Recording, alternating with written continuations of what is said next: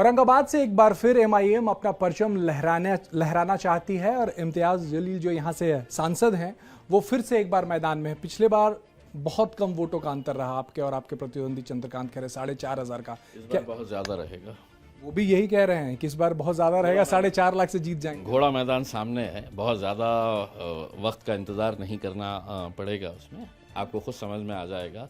और ये मैं सिर्फ एक कैंडिडेट बोल के नहीं कह रहा हूँ, मैं तो आपसे दरख्वास्त कर रहा हूँ कि आप जाइए और आप जाके लोगों से पूछिएगा कि वो किसके तरफ से है, आपको खुद समझ में आ जाएगा उसमें। लेकिन इसके पीछे क्या वजह है, इस कॉन्फिडेंस के पीछे क्या वजह है कि 4,500 जो है वो अब अंतर जो है वो बढ़ने वाला है? देखिए 10 साल मैं यहाँ पे लोक प्रतिनिधि के तौर के ऊपर काम कर रहा हूँ। पहले 5 साल आमदार रहा, एमएलए रहा और अब 5 साल सांसद रहा। तो इन 10 सालों के अंदर लोगों ने काम देखा है, वरना इस शहर का इलेक्शन मतलब ये रहता था कि पुलिस वालों के लिए बड़ा टेंशन का वक्त रहता था कि इलेक्शन आया तो हिंदू, मुसलमान, मराठा, दलित, ओबीसी यही सब करते हुए इलेक्शन चलाए जाते थे उसमें। लेकिन अब 5 सालों के अंदर लोगों को समझ में आया है कि जो डर उनके अंदर दिखाया गया था कि भाई अगर ये एमपी चुनकर आ जाएगा तो ऐसा होगा वैसा होगा करके, ऐसा कुछ नहीं हुआ। तो अब लोग समझ में आ रहा है कि यार ये तो विरोधियों की एक चाल थी कि हमको डराए रखा था कि भाई एमआईएम का एमपी अगर आ गया तो ये शहर के अंदर ऐसा होगा वैसा होगा करके। ऐसा कुछ नहीं हुआ है, लोगों ने काम देखे हैं और मैं समझता हूँ कि अब लोग इतने होशियार हो गए हैं, जो काम करेगा उसका साथ देंगे उसमें।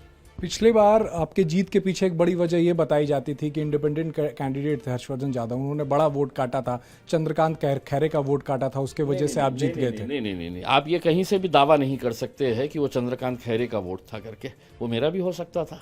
आप किस हिसाब से ये बोल रहे हैं कि वो वोट जो काटा था वो चंद्रकांत खैरे का था? मैं तो ये समझता हूँ कि वो 2.5 लाख वोट मेरे थे। वही बात इस बार फिर से लोग कह रहे हैं कि फिर से 2 कैंडिडेट हैं, इस बार संदीपान बुमरे हैं और साथ में चंद्रकांत खैरे हैं। फिर दोनों की लड़ाई में जो है फायदा आपको होने वाला है। इस बार है तो किसी की कोई लड़ाई के अंदर नहीं, वोटर ने अपना मन बनाया है, वोटर ने तय करा है कि कौन लड़ रहा है, हमें से कोई लेना देना नहीं है। हम इस बार इम्तियाज़ जलील के साथ खड़े रहेंगे, इम्तियाज़ जलील को वोट देंगे करके। और स्पेशली ये परिवर्तन मैं यंगस्टर्स के अंदर देख रहा हूँ कि उसके माता पिता होंगे भारतीय जनता पार्टी या शिवसेना के कट्टर समर्थक, लेकिन वो नौजवान लड़का और लड़की बोल रहे हैं कि नहीं, हाँ अब हम इस बहकावे में नहीं आएंगे, हम इस बार है तो इम्तियाज़ जलील को वोट देंगे करके। आपने यहाँ पे काम किया होगा, आपकी छवि यहाँ पे काफ़ी अच्छी है, लेकिन आपके पार्टी के जो मुखिया हैं वो कभी कभी ऐसा बोल जाते हैं कि ऐसा लगता है कि इलेक्शन पोलराइज हो जाएगा। अपनी थोड़े दिन पहले जो भाषण हुआ, जो एक वीडियो क्लिप वायरल हुआ रेहान बीफ शॉप वाला, काटते रहो वाला, उससे आपको नहीं लगता कि यहाँ का इलेक्शन भी उससे प्रभावित होता है? तो आपको ये नहीं लगता है कि मोदी जी जब मुसलमानों को घुसपैठिए कहते हैं, जिस तरीके का भाषण मच्छी कौन खा रहा है, मटन कौन खा रहा है, जब वो कहते हैं तो उनका भी जो 400 पार का जो सपना है वो भी सपना चूर होने वाला है करके।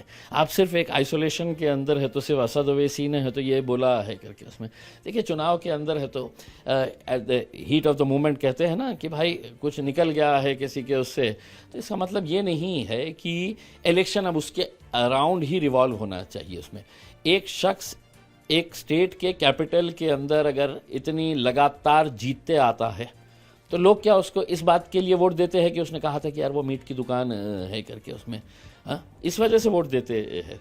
नहीं, लोग है तो काम देखते हैं। और इलेक्शन के अंदर तो ये सत्ताधारियों ने ही इसको किस लहजे के अंदर लेकर जाना चाहिए करके ये उन्होंने ये किया है। जैसे मैं अपने शहर औरंगाबाद की बात करता हूँ, पिछला इलेक्शन था मंदिर और मस्जिद के नाम के ऊपर, और जिन्होंने ये इलेक्शन चलाए थे शिवसेना के चंद्रकांत खैरे, आज 30 साल के अंदर पहली मर्तबा उन्हें ईद के मौके के ऊपर ईदगाह में आकर है तो अस्सलाम वालेकुम ईद मुबारक बोलना पड़ा है। तो ये परिवर्तन क्या है? ये एक पॉजिटिव परिवर्तन, मैं उनकी आलोचना नहीं कर रहा हूँ, मैं एक पॉजिटिव तरीके से उसको देख रहा हूँ कि कम से कम 30 साल के बाद उन्हें यह एहसास तो हुआ कि इस शहर के अंदर मुसलमान भी रहते हैं। मैं 10 साल से शिव जयंती हो, गणपति का त्यौहार हो, अंबेडकर जयंती हो, जितने त्यौहार होते मैं हर एक में जाता। मैं कभी ये नहीं देखा कि अरे यार मैं तो एक मुस्लिम एमपी हूँ, मैं इनके पास कैसा जाऊँ, इनका त्यौहार, भाई उनका त्यौहार है वो मनाते हैं, मैं जाता हूँ उन्हें बधाई देने के लिए उसमें। लेकिन इन्हें 30 साल के बाद अगर एहसास हुआ है तो आप ये इसका क्रेडिट जो है वो उन्हें मत दीजिएगा, इसका क्रेडिट मुझे दीजिएगा। कि कहीं ना कहीं उनके समर्थकों ने बोले कि साहब वो हर त्यौहार के अंदर आता है, तुम उनके त्यौहार में क्यों नहीं जाते। तो साहब आके खड़े हो गए थे मस्जिद के सामने, उसमें अस्सलाम वालेकुम, ईद मुबारक, गले मिल रहे हैं, कितना अच्छा लग रहा था। इलेक्शन आएंगे जाएंगे, कोई हारेगा कोई जीतेगा उसमें, है? लेकिन आपकी तहजीब को, आपकी संस्कृति को तो आप जिंदा रखिएगा उसमें। कहा यह जा रहा है कि उद्धव ठाकरे ने जिस तरीके से स्टैंड लिया है प्रधानमंत्री के खिलाफ, बीजेपी के खिलाफ, आरएसएस के खिलाफ, उस वजह से मुसलमानों में बड़ी सिंपैथी है उनको लेकर। मुसलमान जो है वो उनके तरफ बड़ा आकर्षित हुआ है। वो आपके चुनाव को प्रभावित करेगा क्या? आपका भी आकलन है? हम नहीं है, हो सकता है वहाँ पे प्रभावित करेगा, क्योंकि उद्धव ठाकरे से कहीं ज़्यादा मुखालिफत और विरोध भारतीय जनता पार्टी का हम करते हैं। ये अभी उद्धव साहब जो कर रहे हैं वो तो उनकी मजबूरी हो गई है, वरना अगर उनको मुख्यमंत्री बना दिया जाता तो शायद उनकी लाचारी रहती, उनके साथ ही रहना पड़ता और तब मोदी जी और भारतीय जनता पार्टी के विरोध में बोले नहीं होते। जब उनको झटका पड़ा तो उन्हें लगा कि अरे यार अब इनको धोना पड़ेगा करके उसमें, वरना सत्ता तो इन्होंने बनाए है इतने सालों से, सारे जुर्म के अंदर आप शामिल थे उनके, है? अब जब अलग हो गए हैं तो बोले नहीं वो बराबर आदमी नहीं है, वो बराबर पार्टी नहीं है करके। हमने तो शुरुआत से हमारा जो स्टैंड लेकर चले हैं, हाँ, इस देश के लिए जितनी भारतीय जनता पार्टी घातक रही है, इस महाराष्ट्र के लिए शिवसेना उतनी घातक रही है। शिवसेना के लिए सीट जो थी एक गढ़ मानी जाती थी। 6 बार 1989 से अब तक जीते। चंद्रकांत खैरे तो 4 बार लगातार जीते। आप फिर से कह रहे हैं कि पिछली बार तो आपने हराया काफ़ी कम अंतर से, और इस बार कह रहे हैं कि ज़्यादा अंतर से हराया। क्या शिवसेना 2 फाड़ हुई है? ये आपके कॉन्फिडेंस के पीछे एक वजह है, या आपको लगता है कि आप उनसे रेस में आगे हैं, इसके पीछे ये वजह है कि तो एक सवाल ये करूंगा कि भारतीय जनता पार्टी ने नारा क्या दिया है इस इलेक्शन के अंदर कि अब की बार, मतलब ये उनको भी मालूम है ये रियलिस्टिक नहीं है करके। तो भारतीय जनता पार्टी के 2 नंबर के नेता अमित शाह साहब, देश के गृह मंत्री, उन्होंने चुनावी प्रचार की शुरुआत मेरे शहर से की। सांस्कृतिक मंडल के ऊपर लोगों को गाड़ियों में भर भर के लाया गया दिखाने के लिए कि देखो कैसा रिस्पांस है करके। और उन्होंने कहा कि दिल्ली में मुझसे पूछते हैं कि इस शहर के अंदर इस ज़िले का MP कौन है करके, तो मुझे बोलना पड़ता है कि MIM का है। अब इस बार MIM के MP को यहाँ से उखाड़ के फेंकना है, कमल को खिलाना है और दिल्ली को भिजाना है करके। तकरीबन 1 महीना पहले का भाषण था। क्या मजबूरी है आपकी, ये बताइएगा कि आपने अपना उम्मीदवार, आपका कमल यहाँ पर नहीं खिलाए, क्योंकि आपको मालूम है आप कितनी भी ताकत लगा ले आप यहाँ से जीत नहीं सकते। तो आपको जब ये एहसास हुआ, आपको IB के लोगों ने, पुलिस ने, CID ने, CBI ने, सबने बोला कि साहब दूसरे शहरों में आपकी चल जाएगी, यहाँ पर नहीं चलने वाली है करके, तो उन्होंने अपने गले की घंटी निकाले और एकनाथ शिंदे के गले में बांध दिया कि बोले हम नहीं लड़ रही है सीट, हम ये लड़ रही नहीं है करके। वरना बेचारे उनके मंत्री है एक कराड़ साहब, बेचारे 2 साल से अपने मंत्री पद का उन्होंने आनंद ना लूटते हुए बस मैं इलेक्शन लड़ने वाला हूँ, मैं इलेक्शन लड़ने वाला हूँ, अगला खासदार मैं चुनकर आने वाला हूँ करके बेचारे के 2 साल की मेहनत के ऊपर पानी फेर दिए।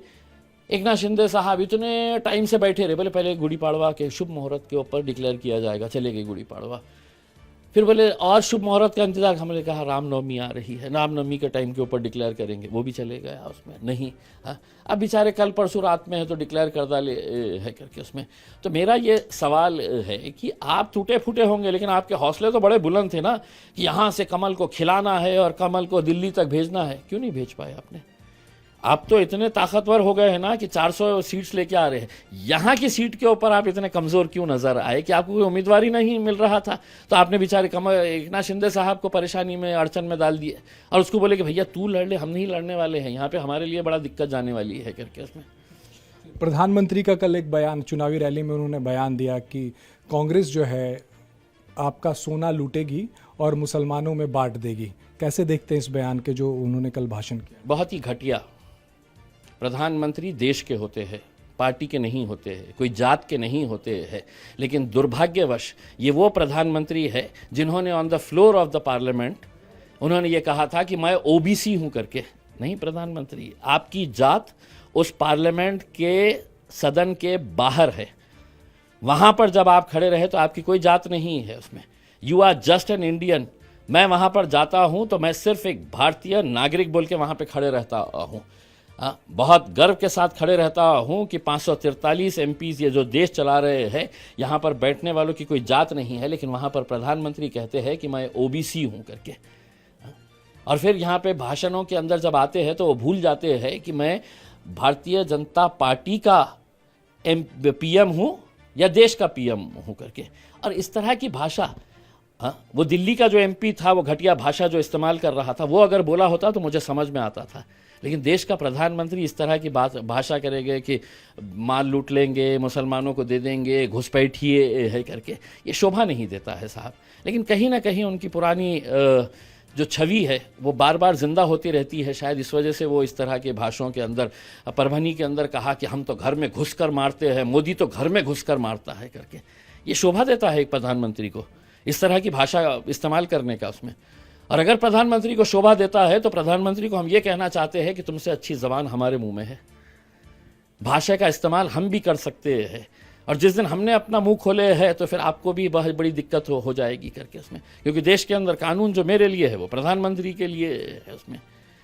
तो मैं विनती करना चाहूँगा कि मुद्दों के ऊपर बात करें, लेकिन उनको मालूम है प्रधानमंत्री को कि लोग मुझसे बेरोजगारी के बारे में सवाल करेंगे, महंगाई के बारे में सवाल करेंगे। अगर इतना अच्छा मैंने देश के अंदर 10 सालों के अंदर काम किया है तो क्या वजह है कि ये पार्टी को तोड़ के उनके एमपीज़ को खरीद लो, इसको खरीद लो, उसको खरीद लो करके महाराष्ट्र के टुकड़े टुकड़े कर डाले। पूरे महाराष्ट्रियन को तोड़ मोड़ के कमज़ोर कैसा किया जा सकता है, ये भारतीय जनता पार्टी ने महाराष्ट्र की मराठी जनता को दिखाया है कि तुमको हमने कैसा कमज़ोर किए हैं करके। आज मराठियों की आवाज़ जो है, जो एक बुलंद हुआ करती थी उसमें, वो आवाज़ को इन्होंने ख़त्म करने का काम किए है।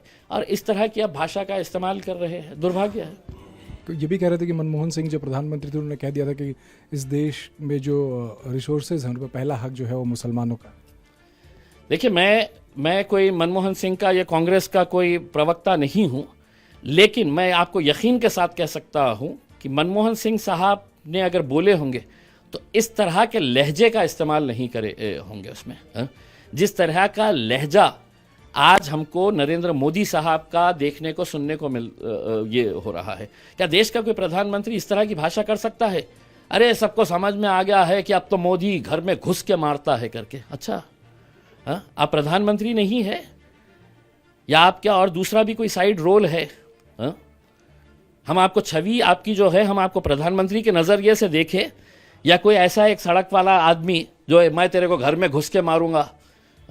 तो कम से कम आप भाषा की मर्यादा रखिएगा, हम यही उम्मीद करते हैं आपसे। चलिए, आखिरी सवाल ये है कि कितने वोटों से जीत रहे फिर यहाँ से?